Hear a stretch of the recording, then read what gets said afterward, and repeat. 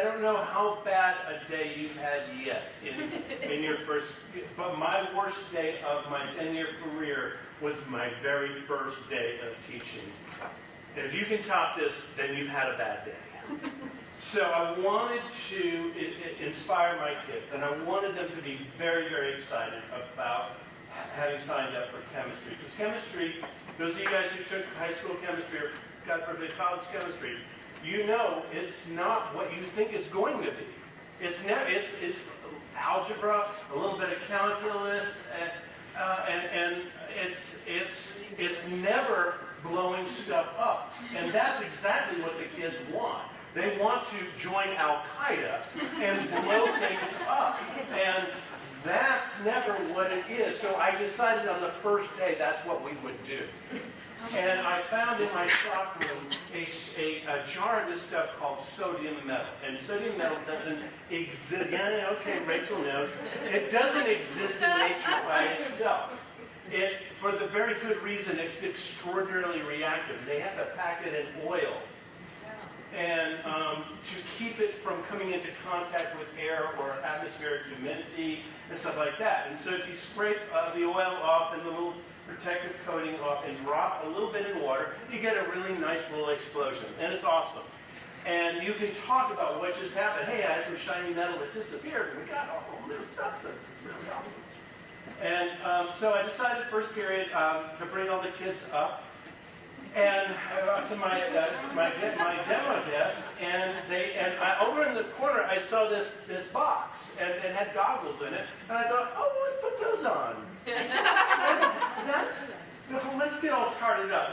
We'll be like real scientists. And then I saw the lab aprons, and I go, oh, you guys will be so adorable. And so, 11th graders don't love being called adorable. So note to self. So we got them all tarted up, and they came up, and they've gone. And I cut off I was being extraordinarily conservative, a tiny little piece, dropped it in, and not much happened. It just kind of fizzed and popped. And 11th graders can show disappointment with a look like no other group of human beings I've ever known. They had a look that said, that sucked. You suck, this class sucks. You are among the worst human beings we've ever met. Is it too late to drop this class? So I decided, okay, second period, we're going to amp it up. So instead of the tiny little slit the size of your fingernail, I decided to go with something the size of a baby's foot. And cut it off. And so I've got this 1 liter beaker up here. And I bring all the kids up, and I said something like, behold the wonders of nature. That's the last thing I can remember. Because the next thing I know, the noise kind of deafened me for the next few days. It was like a Civil War cannon went off in my classroom. The beaker disappeared. It just disappeared. It atomized, which could be a good future lesson teachable moment, but at that moment, not so much. And when the smoke cleared, my desk was on fire. Uncombusted bits of the sodium metal had landed on fire on all those first day of school papers that you know about. My syllabus, my free and reduced lunch papers, my locker list, all of it's on fire. And I haven't figured out where the fire extinguisher is.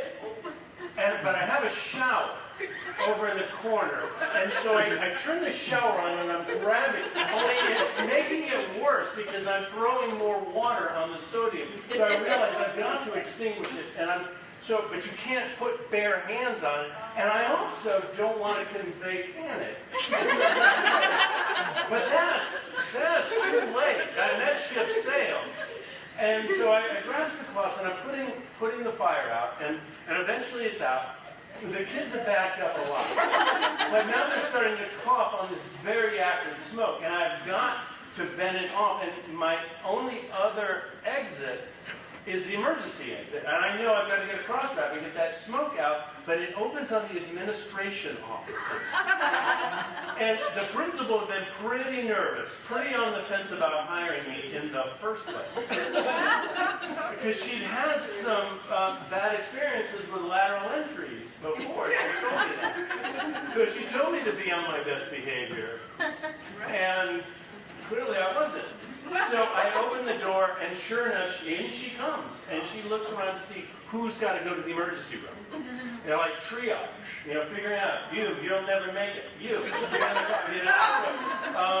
fortunately, no child has been touched by any of the glass or any of the fire or anything. They're all fine. Their hearing has gone down a bit, but other than that, they're fine. And they know they've lost their trust in adults. That's one too. So the principal walks up to me and says, "Miss Julius, would you come by my office at the close of the day?"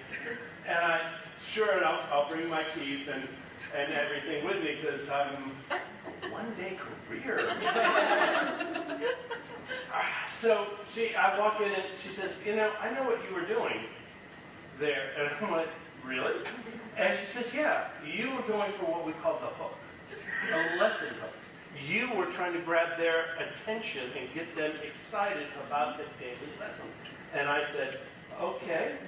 And she said, "That's a great instinct. You might become a decent teacher someday. That day is not this day.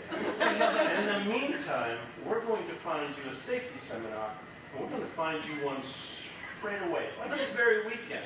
And we're gonna search the internet until we find one." And sure enough, we came up with one in Columbia, South Carolina. And by the way, Miss Julius, I'm going to need to see some kind of certificate or diploma when you come back. In the meantime, I don't want you handling anything stronger than vinegar and baking soda in your class. And that was the beginning of my career as a teacher.